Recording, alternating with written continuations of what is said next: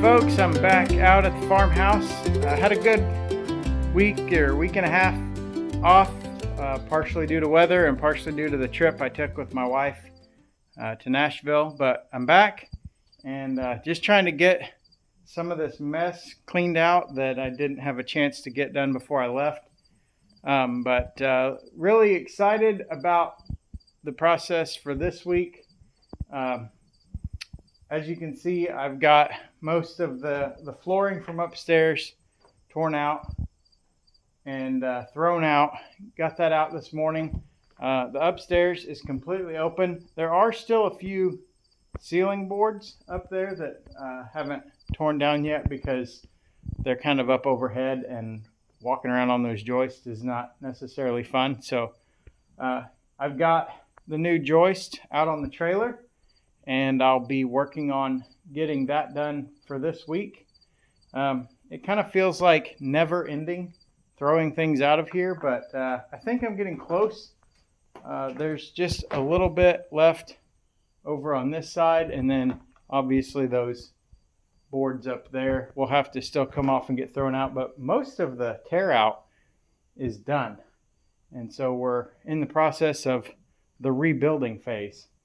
So if you've been following along since the beginning, you may remember that when we tore out all the floor down here and got to the joist underneath there, and all the dirt was just built up to the floor joist. And I had mentioned that I believed that part of it was, it's too bright outside for it to focus, but part of it comes from the hillside out there washing down over the last 115 years. But I also thought that some of it may have been from just falling through the cracks in the floors over 100 years. And then I began to question myself on that. But as we tore all this upstairs out, and we still have some to go, so all along these rafters, everywhere, there were mud dauber nests, and they're still up in all this stuff. So there will be more. But if you look down here on this stack of plywood, there is just a massive amount of dirt in this pile, and it's amazing to me how much dirt these little tiny critters can carry in.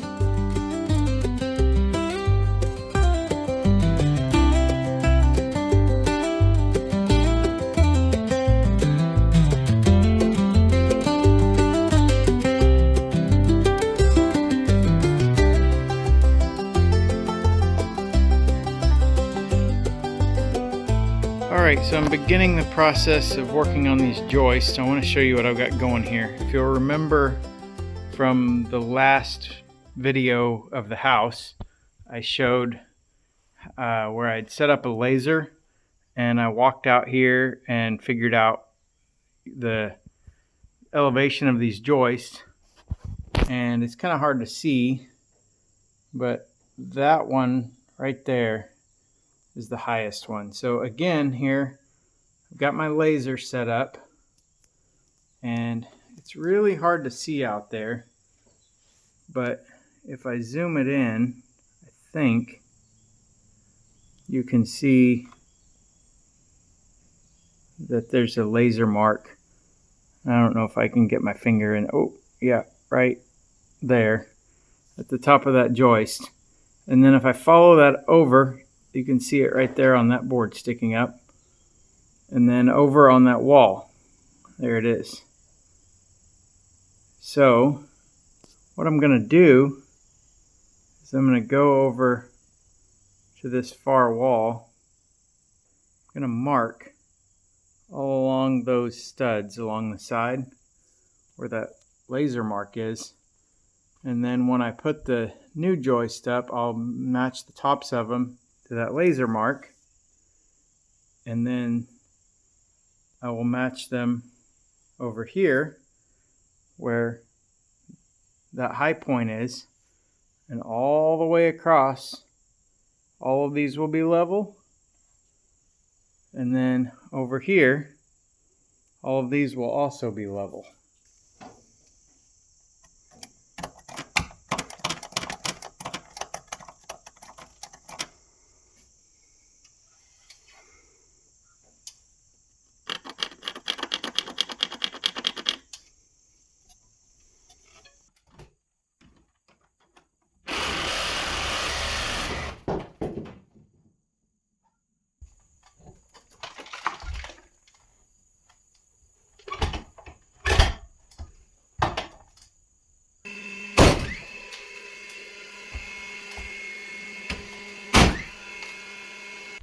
Okay, so what I'm doing over here is the marks for level are pretty close to the top plate there, and the joists are down a couple of inches. So I think due to the settling of this wall on this side of the house from all the rot and everything, and then where I rebuilt it, and I don't know, maybe it just wasn't built completely level in the first place, who knows. But anyway, these ends of the joist are hanging down a couple of inches, so I am cutting through the nails in the studs, raising that up, and then re-nailing it, and then I'll add some more structure to it later to hold all that up. But that's the way it's been for 112 years. All these joists just have nails into the side, into the studs, and then this little bitty kind of support block that has, you know, maybe one or two nails in it too. So not really adding a whole lot of support, but you know, nails have a pretty good shear strength, and these nails that they used in this house are like 20 penny nails, where more common today are 16 penny. So these are much stronger nails than what we use today. So they just had like two, I think you can see in that one, there are two nails going into that stud. That's what's been holding these joists up for all this time. So I'm using a little bit smaller nail, but I'm using a lot more of them. And then I'm also going to add some steel webbing material once I get all the new joist up next to these, and that will, I believe, add enough structure to this thing to last hopefully another 100 years. So let's get these all moved up.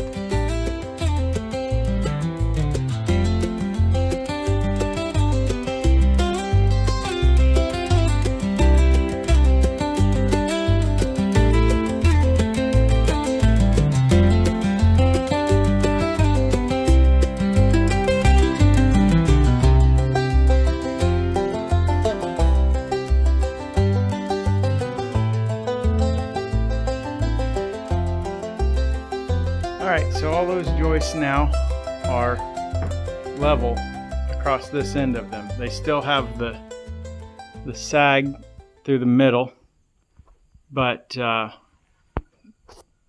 level on this end, and they're level with this joist on this end, and or maybe this joist. It's one of those two. I can't remember from down here.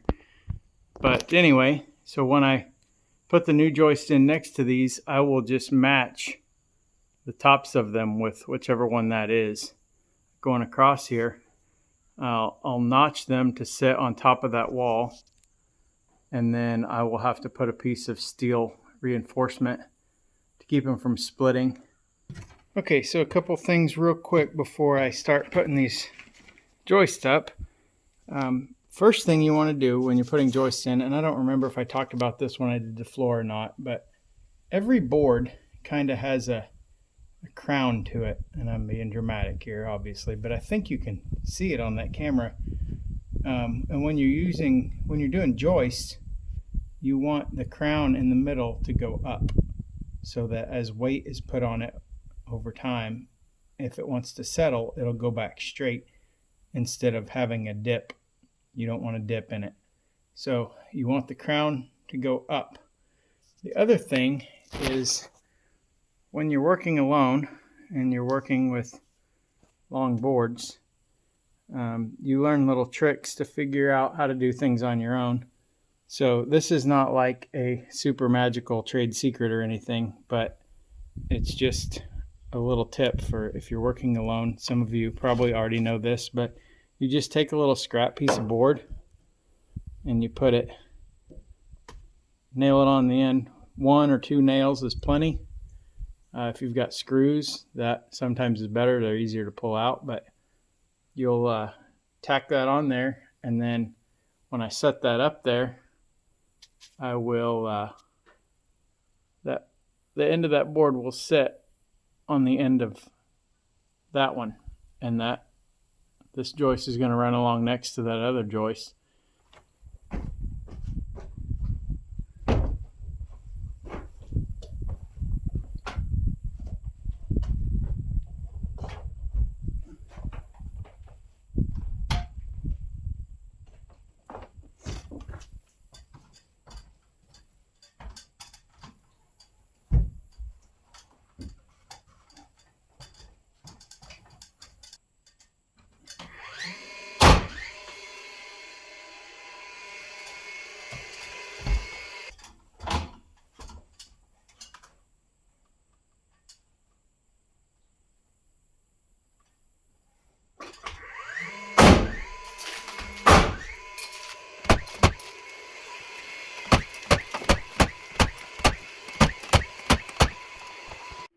All right, so there we have our first joist.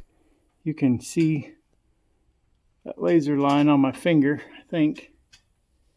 Go along here, it is right at the top of that joist. So that one is level.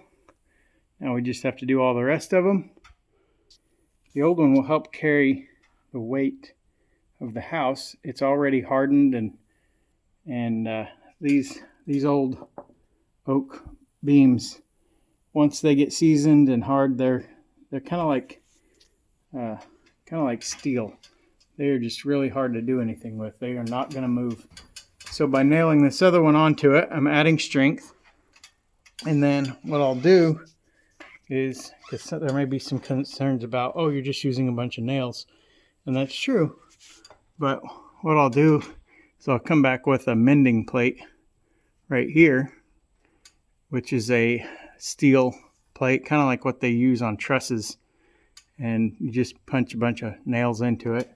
And that's kind of the irony of people that are really sticklers about using those kind of things, joist hangers and stuff. And because with joist hangers and mending plates and all that, you're really just using a whole lot of nails, which is what I'm doing all along here. And then now that I've got those new joists coupled on the side of there, you can see just how bad the old ones were sagging. So like this one right here, got a good 3 or 4 inches right there, and about 1.5 inches in the middle, and then another 3 or 4 inches over there.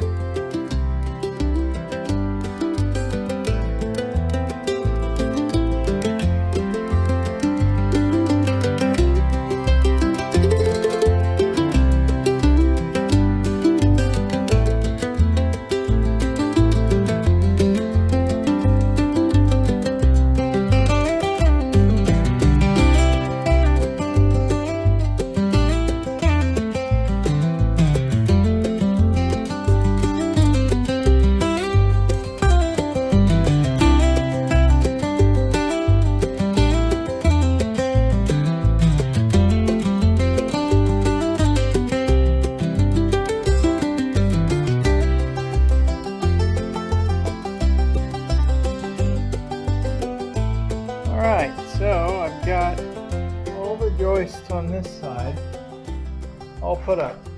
Got to the stairway. So I'm working on now getting this side over here done. And as you can see, I have raised these joists on this end up to match where you can't really see my laser mark up there, but so just like I did on this other side over here, I've got those raised up, and I'm going to begin working on putting the new joists on this side. And another thing I've done, this is kind of fun, is here I have my battery charger plugged in because I got the electrical panel hooked up, and so now I have electricity in here. I only have one outlet.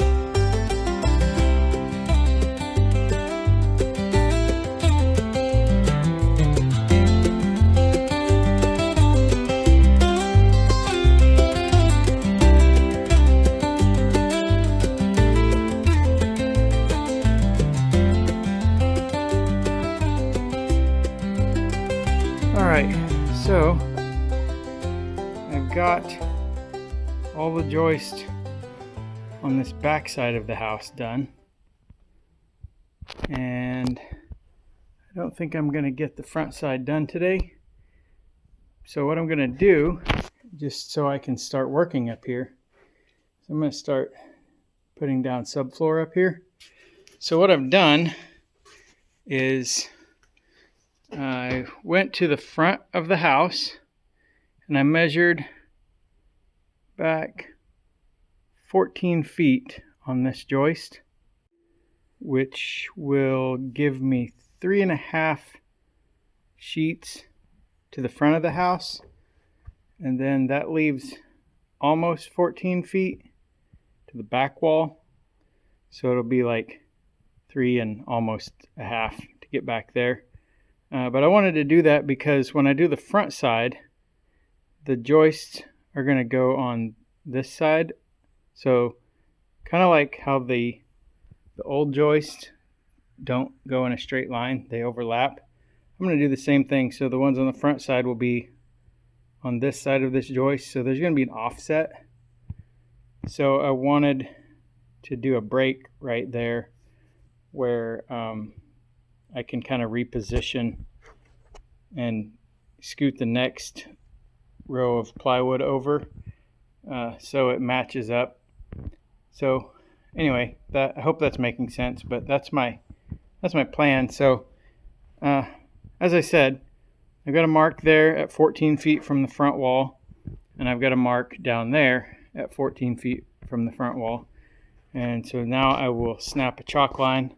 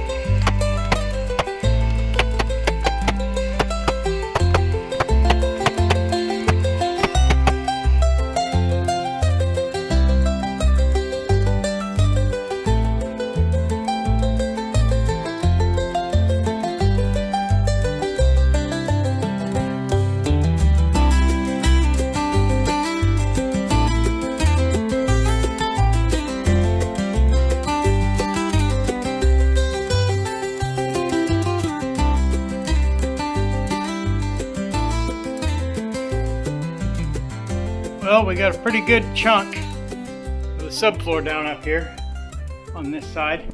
I think it's actually, with the exception of one piece right there, it's pretty much what was done before. So when these kicker walls come down, we're actually pretty close to having all the flooring in up here. So I am probably going to do a little more so we can have some kind of storage back in there. There were little doors through these dormers originally where you could get back in there, but there wasn't really any floor there to set stuff on, so it's kind of a weird deal. But if I have enough left, I'm gonna piece some in over there and back there, all the way around, whatever we got left, so that can be kind of a little bit of a storage area. But so that back side pretty well done. Still got the front side to do, but it's back to feeling like August again. It's like in the 90s again outside, and here upstairs with no wind, I'm guessing it's like 105, 110. I don't know. It's really hot up here. So I am going to go downstairs to finish the rest of this. So here's what it looks like from underneath. So we're making some progress here. Stairway opening. And need one more piece right here to kind of end this side up, but probably gonna wait on that till next week because I'm pretty well beat. Gotta cut a couple of scraggly pieces off, but yeah, we'll get early next week. We'll get that front side done.